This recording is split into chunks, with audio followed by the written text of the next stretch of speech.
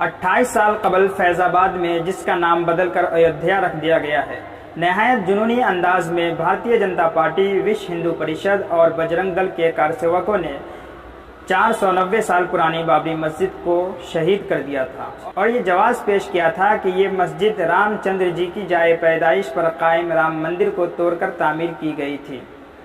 بابری مسجد کو مسمار کرنے کا مقصد ہندتوا کے جذبات کو بھڑکانا اور اس کے سہارے عام انتخابات میں بھارتیہ جنتا پارٹی کو جتانا تھا۔ بابری مسجد کو مسمار کرنے کے بعد بھارتیہ جنتا پارٹی، وشو ہندو پریشد اور بجرنگ دل کے دیوانوں نے ایک نعرہ لگایا تھا کہ ایودھیا تو صرف جھانکی ہے، کاشی متھرا باقی ہے۔ تو ناظرین، آج کے اس ویڈیو میں ہم اسی موضوع پر گفتگو کرنے والے ہیں کہ کاشی اور متھرا کا نام اس نے کیوں لیا تھا اور اس کی تاریخی پس منظر کیا ہے اور اس کی اصل وجہ کیا ہے۔ تو آئیے ہم شروع کرتے ہیں۔ اس سے پہلے آپ سے ایک گزارش ہے کہ اگر آپ ہمارے چینل پر نئے ہیں تو چینل کو سبسکرائب کیجئے، ویڈیو کو لائک کیجئے اور شیئر کیجئے اور ساتھ میں بیل آئیکن کو ضرور دبائیے تاکہ آپ کو ہر نئی ویڈیوز کی نوٹیفیکیشن ملے۔ تو آئیے ہم شروع کرتے ہیں۔ والحمد للہ ولا الہ الا اللہ واللہ۔ کاشی، جو کہ موجودہ وارانسی ہے اور ہندوستان کے اتر پردیش میں واقع ہے، یہیں گنگا کے کنارے وشوناتھ مندر سے ملحق صدیوں پرانی گیان واپی مسجد ہے۔ مشہور ہے کہ اسے مغل شہنشاہ اورنگزیب عالمگیر نے 17ویں صدی میں تعمیر کرایا تھا، لیکن تاریخی طور پر یہ بات ثابت نہیں ہے۔ بعض مصادر سے معلوم ہوتا ہے کہ مغل شہنشاہ جلال الدین اکبر کے عہد حکومت میں بھی یہ مسجد موجود تھی۔ چنانچہ مخدوم شاہ طیب بنارسی کے احوال زندگی میں اس مسجد میں جمعہ ادا کرنا مرقوم ہے۔ اس مسجد کا سن تاسیس اور بانی اب تک نامعلوم ہے، البتہ اورنگزیب عالمگیر نے سن 1658 میں اس کی تعمیر نو کرائی تھی، لیکن بیشتر تاریخ دانوں کا دعویٰ ہے کہ یہ مسجد اورنگزیب کے عہد میں 1669 میں تعمیر ہوئی تھی اور اس مسجد کی جگہ وشوناتھ مندر تھا جسے اورنگزیب نے مسمار کرا دیا تھا۔ اورنگزیب عالمگیر کے اس اقدام کا مقصد اس علاقے کے باغی زمینداروں کو ان کی شورش کی سزا دینا تھا۔ ان ہندو زمینداروں پر الزام تھا کہ انہوں نے مرہٹہ باغی پیشوا کو فرار ہونے میں مدد دی تھی اور اسے آگرہ میں پناہ دی تھی۔ راجہ مان سنگھ کا یہ مندر مکمل طور پر مسمار نہیں کیا گیا تھا، بلکہ مندر کا صرف ایک حصہ توڑا گیا تھا جو مسجد کے قبلے کے سامنے تھا۔ پچھلی کئی صدیوں سے گیان واپی مسجد اور وشوناتھ مندر ایک دوسرے سے ملحق کھڑے ہیں۔ بعض تاریخ دانوں کا کہنا ہے کہ وشوناتھ مندر کے ایک حصے کو مسمار کرنے کا مقصد ہندو سے انتقام نہیں تھا، مقصد اس کا محض باغیوں کو سزا دینا تھا، کیونکہ اورنگزیب نے ملک کے مختلف علاقوں میں بے شمار مندروں کی مالی اعانت کی ہے، جن میں گوہاٹی میں اومانند مندر شامل ہے جس کی باقاعدگی سے مالی اعانت کی، گجرات میں جین مندر تعمیر کرایا اور بنارس میں مغربی گھاٹ کے کنارے پر برہمنوں اور فقیروں کی رہائش گاہ تعمیر کرنے کے لیے زمین کا ایک بڑا قطعہ عطیہ کیا۔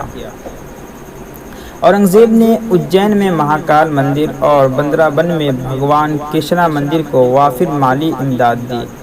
مغل فرمانروا اورنگزیب نے اپنے دور میں کئی مساجد بھی مسمار کرائیں، جن میں گولکنڈہ کی مسجد بھی شامل ہے، کیونکہ مقامی نواب نے ٹیکس ادا کرنے کے بجائے دولت مسجد میں ذخیرہ کر رکھی تھی۔ اس نواب کو یہ مسجد مسمار کر کے سزا دی گئی۔ یہ حقائق اس تأثر کو باطل ثابت کرتے ہیں کہ اورنگزیب کے عہد میں بے شمار مندر مسمار کیے گئے تھے۔ ناظرین، اسی طرح متھرا میں شاہی عیدگاہ مسجد بھی ہندو قوم پرستوں کے نشانے پر ہے، جسے یہ بابری مسجد کی طرح مسمار کرنا چاہتے ہیں۔ یہ عیدگاہ مسجد اورنگزیب نے خود 1669 میں متھرا جا کر تعمیر کرائی تھی۔ اس مسجد کے بارے میں بھی مشہور ہے کہ یہ اس جگہ تعمیر کی گئی ہے جہاں قدیم گووند دیو مندر تھا۔ مسجد سے ملحق کرشنا جنم بھومی مندر ہے۔ ہندوؤں کا عقیدہ ہے کہ شری کرشنا یہیں پیدا ہوئے تھے۔ 13.5 ایکڑ رقبے پر عیدگاہ ہے اور اس سے ملحق کیشوناتھ مندر کے آثار ہیں۔ بابری مسجد کے مسماری کے بعد بندرہ بن کے ایک شہری منوہر لال شرما نے الہ آباد ہائی کورٹ میں ایک درخواست دی تھی کہ شاہی مسجد میں جہاں اس سے پہلے صرف عید اور بقرعید کی نمازیں ادا کی جاتی تھیں، 5 وقتہ نمازوں کی ادائیگی پر پابندی عائد کی جائے۔ اس کے جواب میں اسلامی انٹر کالج کے پرنسپل عبدالحق نے عدالت میں ایک درخواست دی ہے کہ عیدگاہ کی پوری زمین مسجد کی ملکیت ہے اور اس پر شری کرشنا ٹرسٹ کا قبضہ غیر قانونی ہے۔ ابھی تک یہ درخواستیں زیر سماعت ہیں۔ اس علاقے کے مسلمانوں کو خطرہ ہے کہ عدالت میں اس مقدمے کے باوجود بھارتیہ جنتا پارٹی اور RSS کے کارکن کسی بھی وقت ہلہ بول کر بابری مسجد کی طرح اس شاہی عیدگاہ مسجد کو بھی مسمار کر سکتے ہیں اور اگلے عام انتخابات جیتنے کے لیے یہ حربہ نہایت کارآمد ثابت ہو سکتا ہے۔ سپریم کورٹ نے حال ہی میں ایک ایسی عرضی سماعت کے لیے منظور کی ہے کہ اگر عدالت کا فیصلہ اس کے حق میں صادر ہوا تو ملک میں فرقہ واریت کا ایک نیا طوفان آ جائے گا۔ ہر مسجد اور درگاہ کے نیچے ایک مندر تلاش کرنے والی سادھوؤں کی تنظیم نے سپریم کورٹ میں دائر کی گئی اپنی عرضی کے حق میں جو دلائل پیش کیے ہیں وہ انتہائی خطرناک ہیں۔ ان کا مقصد ملک میں فرقہ واریت کا ایک ایسا زہر پھیلانا ہے جس سے مسلمانوں کی کوئی عبادت گاہ محفوظ نہیں رہے گی۔ یہ عرضی دراصل 1991 کے اس آرڈیننس کو ختم کرنے کے لیے دائر کی گئی ہے جو عبادت گاہوں کو تحفظ فراہم کرتا ہے۔ آپ کو یاد ہوگا کہ جب ملک میں بابری مسجد کے خلاف انتہائی شرانگیز مہم چل رہی تھی تو اسی دوران نرسمہا راؤ سرکار نے ایک آرڈیننس منظور کیا تھا جس کی روح سے ملک کی آزادی کے وقت جو عبادت گاہ جس حالت میں تھی اس کی وہی حالت برقرار رہے گی اور اس میں تبدیلی کا حق کسی کو نہیں ہوگا۔ اس آرڈیننس کے پاس ہونے کے بعد لوگوں نے اطمینان کا سانس لیا تھا کہ اب مستقبل میں سنگھ پریوار کو بابری مسجد جیسا تنازع کھڑا کرنے کا موقع نہیں ملے گا اور تمام عبادت گاہیں شرپسندوں کے ناپاک عزائم سے محفوظ رہیں گی۔ لیکن اب سپریم کورٹ میں اس آرڈیننس کو ہی چیلنج کر دیا گیا ہے اور عدالت جلد ہی اس معاملے پر سماعت کرنے والی ہے۔